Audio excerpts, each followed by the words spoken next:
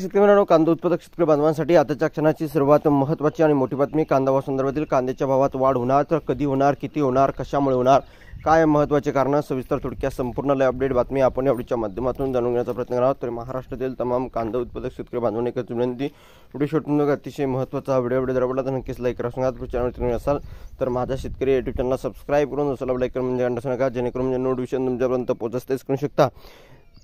रेकॉर्डवरील कांदा आणि प्रत्यक्ष खरेदी केलेल्या कांद्याची तफावत. नाफेड खरेदी केंद्रावरील प्रकार बघू शकता.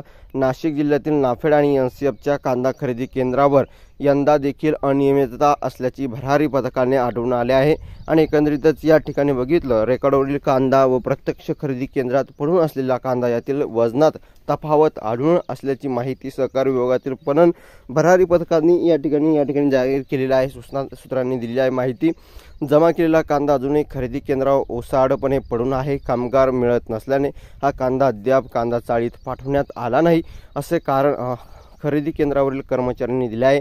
जिल्हा उपनिबंधक फैयाज मुलानी यांनी नेतृत्वाखाली भरारी पथकाने गेल्या 10 दिवसात 44 कांदा खरेदी केंद्रावर भेट देत प्रत्यक्ष पाहणी केली. यात बहुतांश केंद्रावर सीसीटीव्ही कॅमेरे लावले असल्याने आढळून आले आहे.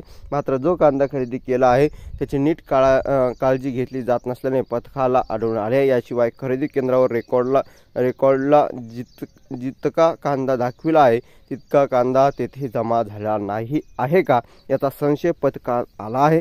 त्यामुळे जिल्ह्यातील 2 खरेदी केंद्रावरील कांदा मोजण्यात आला.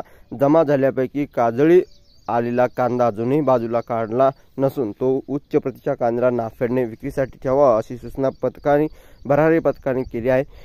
आर्थिक गोडबंगाल शोधून सर्वच दोषीवर कारवाई करण्यात यावी अशी मागणी शेतकऱ्यांची मुख्यमंत्र्यांकडे केली आहे. धन्यवाद. लाईक शेअर सबस्क्राईब कमेंट करा. व्हिडिओ तोपर्यंत थांबतोय. महाराष्ट्राची धन्यवाद.